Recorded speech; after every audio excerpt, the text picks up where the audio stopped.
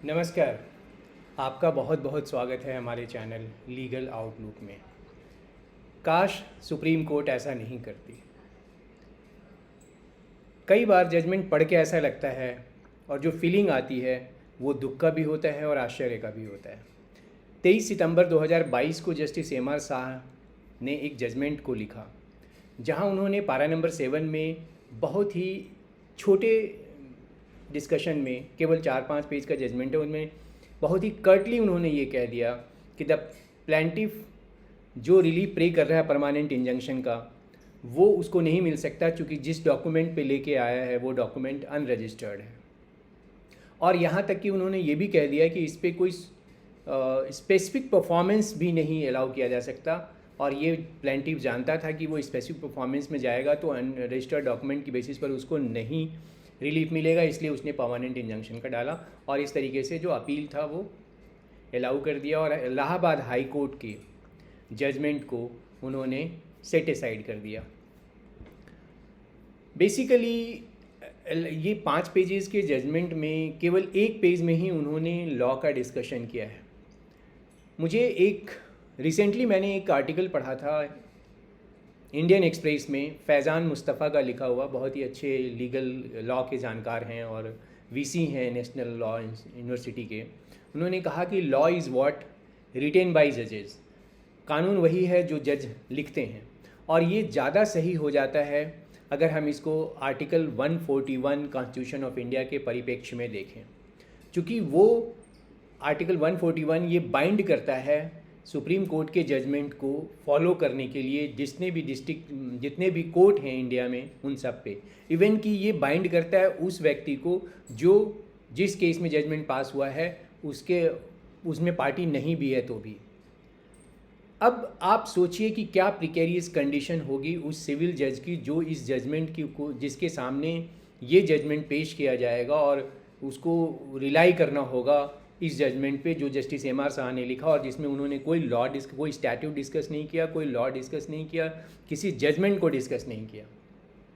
मैं जिस केस की बात कर रहा हूँ उसमें वो है सिविल अपील नंबर 6733 2022 का है और बलराम सिंह वर्सेस केलो देवी। इलाहाबाद हाई कोर्ट एक जजमेंट पास करती है जिसमें फर्स्ट अपीलेट कोर्ट के एक जजमेंट को एफर्म करती है, और ये जो इलाहाबाद हाई कोर्ट में जस्टिस विवेक वर्मा हैं वो, और उनका ये जजमेंट जिसको सेटिसाइड किया जस्टिस एम आर शाह ने, बहुत ही वेल रिटेन जजमेंट है। उसमें लॉ को भी डिस्कस किया है, स्टैट्यूटरी प्रोविज़न को भी डिस्कस किया है और फर्स्ट अपीलेट कोर्ट के ऑर्डर को कंफर्म कर दिया है।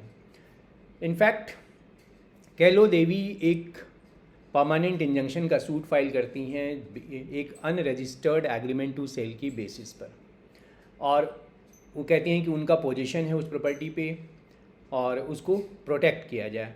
ट्रायल कोर्ट इस सूट को डिसमिस कर देता है। हाँ, इसी सूट में जो दूसरे डिफेंडेंट हैं बलराम सिंह, वो पोजीशन का काउंटर क्लेम फाइल करते हैं।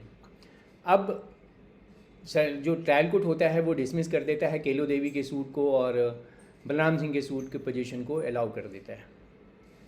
अब मैं जो कह रहा हूँ with due respect to Supreme Court, मैंने जो जजमेंट लिखा हुआ पाया जस्टिस एम आर शाह का, वो बिल्कुल ही अप टू मार्क नहीं था, जबकि जो हाई कोर्ट का जजमेंट था वो वेल रिटेन था, उसमें स्टैट्यूटरी प्रोविज़न को बहुत बढ़िया डिस्कस किया गया। इससे पहले कि मैं आगे बढ़ के उन जजमेंट तक आऊँ, मैं आपको बता दूँ ब्रीफ फैक्ट क्या था कि केलो देवी एक एग्रीमेंट टू सेल में इंटर करती हैं बलराम सिंह के साथ, और 14,000 में पूरे टोटल कंसिडरेशन की बात होती है, उस 14,000 पे कर देती हैं और उसके बाद उसको पोजीशन दे दिया जाता है उस ज़मीन का। उस ज़मीन पे वो कंस्ट्रक्शन भी कर लेती हैं और फिर उसके बाद बलराम सिंह को बार बार कहती हैं कि भाई आप इसमें आप सेल डीड एग्जीक्यूट कीजिए, जो कि वो नहीं करता है।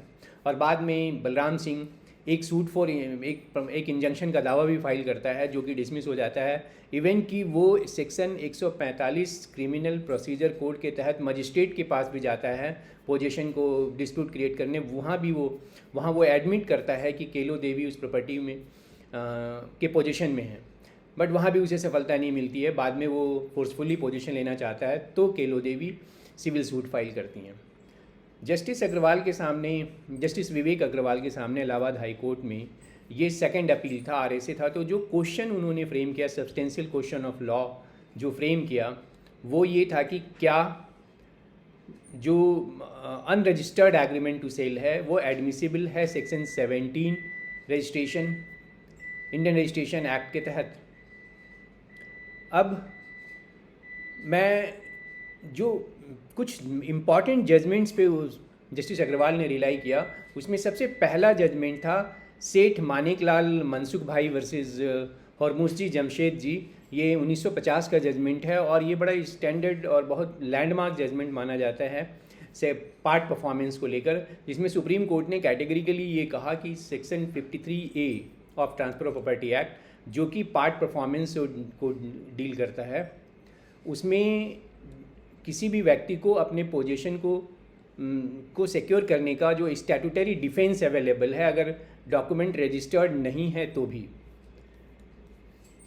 तो दूसरा जजमेंट जो जस्टिस अग्रवाल ने रिलाई किया वो है मतापल्ली चेलेमैया वर्सेस मतापल्ली वेंकटरमन। ये 1972 का जजमेंट है। इसमें ये कहा गया है कि सेक्शन 49 जो रजिस्ट्रेशन एक्ट का है वो इम्पावर करता है कोर्ट को किसी भी अनरजिस्टर्ड डॉक्यूमेंट को एविडेंस के तौर पे कोलेटरल ट्रांजैक्शन के रूप में लेने का, एक कोलेटरल डॉक्यूमेंट के तौर पे उसको एक्सेप्ट करने का। और ख़ासकर पार्ट परफॉर्मेंस के केस में ये अनरजिस्टर्ड एग्रीमेंट जो एक्सेप्टेबल है एविडेंस के तौर पे। तीसरा जजमेंट जो उन्होंने रिलाई किया वो ये था, आंध्र प्रदेश हाई कोर्ट का एक जजमेंट था जिसमें डॉक्टर रुद्र ग्राम गुरप्पा वर्सेस कोंडप्पा का जजमेंट है। और उसमें जो इस पर्टिकुलरली जिस पॉइंट को डील किया गया है कि सेक्शन 49 रजिस्ट्रेशन एक्ट के जो एक्सेप्शंस हैं उसमें प्राइमरीली 3 तरह के केसेस आते हैं, 3 तरह के डॉक्यूमेंट्स आते हैं। वो डॉक्यूमेंट पहले है वो डॉक्यूमेंट जो कि ये डॉक्यूमेंट स्पेसिफिक परफॉर्मेंस के केस में एविडेंस के तौर पे एक्सेप्ट किए जा सकते हैं, जो पहला एक्सेप्शन है। सेक्शन 49 ये डील करता है कि अगर कोई कंपलसरी रजिस्ट्रेबल डॉक्यूमेंट है और उसका रजिस्ट्रेशन नहीं होता है तो उसके कॉन्सिक्वेंसेज ये हैं कि उसको एविडेंस के रूप में नहीं लिया जाएगा। उसका एक्सेप्शन में पहले उन्होंने कहा कि अगर डॉक्यूमेंट को एविडेंस के रूप में लिया जा सकता है अगर स्पेसिफिक परफॉर्मेंस का सूट फाइल हुआ है। दूसरा कि अगर पार्ट परफॉर्मेंस के रूप में प्रॉपर्टी का पोजीशन डिलीवर कर दिया गया है तो उस इंजंक्शन के दावा में उस प्रॉपर्टी के प्रोटेक्शन और उसके पोजीशन को प्रोटेक्ट करने के लिए इस डॉक्यूमेंट को एविडेंस के तौर पे देखा जा सकता है। तीसरा कहा कि किसी भी कोलेटरल ट्रांजैक्शन में ये अनरजिस्टर्ड डॉक्यूमेंट भी एविडेंस के रूप में लिया जा सकता है। तो ये इन सारे डिस्कशन से बड़ा क्लियर हो गया कि जो एक लाइन में या एक पैरा में कंक्लूड कर दिया बहुत स्वीपिंग वे में जस्टिस AMR शाह ने कि अनरजिस्टर्ड डॉक्यूमेंट है, उसकी बेसिस पर ना तो वो इंजंक्शन में आ सकता ना ही वो स्पेसिफिक परफॉर्मेंस में आ सकता। ये कुछ मेरी समझ से with due respect to Supreme Court ये कंट्रारी टू एविडेंस जो स्टैट्यूटरी प्रोविज़न है वो है और सेटल्ड लॉ है जो अलग अलग सुप्रीम कोर्ट के जजमेंट्स के द्वारा। इसमें कुछ जजमेंट्स को जस्टिस अग्रवाल ने डील भी किया। इसमें मुझे ऐसा लगता है कि सुप्रीम कोर्ट को जजमेंट पास करने के पहले पूरे हाई कोर्ट के पूरे जजमेंट को पढ़ना चाहिए था और जो पॉइंट पे हाई कोर्ट ने रिलाई कर जिस जजमेंट को रिलाई करके और जिस स्टैट्यूटरी प्रोविज़न को रिलाई करके वो ऑर्डर पास किए थे, जजमेंट पास किया था, उसको एक एक चीज़ को डील करना चाहिए था। अब देखिए सिचुएशन की जो केलो देवी है उसके पास क्या बचा।